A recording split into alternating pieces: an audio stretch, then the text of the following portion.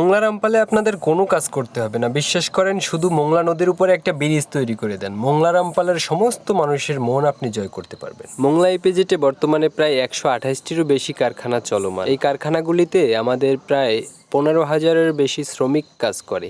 তার ভিতর থেকে 8 থেকে 10,000 শ্রমিক মোংলার এই পার থেকে ওই পারে ট্রলারে এইভাবে রিক্স নিয়ে যাতায়াত করে। মোংলা ইপিজেডে যতগুলি শ্রমিক কাজ করে তার ভিতর থেকে 63 থেকে 70% শ্রমিক হচ্ছে মহিলা, যার মানে দাঁড়ায় 15,000 শ্রমিক কাজ করলে তার ভিতর থেকে 10,500 শ্রমিক মহিলা। বাংলাদেশে একটি উন্নত মানের ব্রিজ করতে গেলে প্রতি কিলোমিটারে প্রায় 1200 থেকে 1500 কোটি টাকা খরচ হয়, যেখানে আমাদের মোংলা নদীর প্রশস্ত মাত্র 300 থেকে 400 মিটার।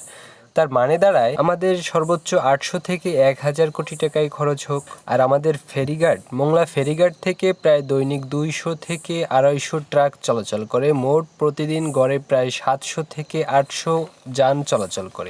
আমরা বিশ্বাস করি যে আমাদের মোংলা নদীর উপরে যদি ব্রিজ তৈরি হয় তাহলে তার সমস্ত ট্যাক্স, ভ্যাট সহ খুব তাড়াতাড়ি টোলের মাধ্যমেই সম্পূর্ণ পরিশোধ হয়ে যাবে। যেমন আমাদের পদ্মা সেতুর চেয়ে আমরা রেকর্ড করে ফেলবো। সবচেয়ে বড় কথা যেটা, সবচেয়ে বড় ব্যাপার যেটা, যে আমাদের প্রতিনিয়ত প্রতি বছর প্রায় 8 থেকে 10 জন মানুষ মারা যাচ্ছে শুধু ট্রলার ডুবিতে। এই যান, এই জীবনের দাম কে দিবে? কে দিবে এই জীবনের মূল্য? সর্বোপরি কথা হচ্ছে আমাদের মোংলা রামপালের সমস্ত জনগণের একটাই কথা, যে যত দ্রুত সম্ভব আমাদের মোংলা নদীর উপরে একটা ব্রিজ তৈরি করে দেওয়া হোক। আর আমরা মোংলা রামপালবাসী যারা এই ভিডিওটা দেখছি, যদি আমাদের ব্রিজ প্রয়োজন হয় অবশ্যই ভিডিওটা শেয়ার করে দিবেন। একটাই দাবি থাকবে আপনাদের উপর।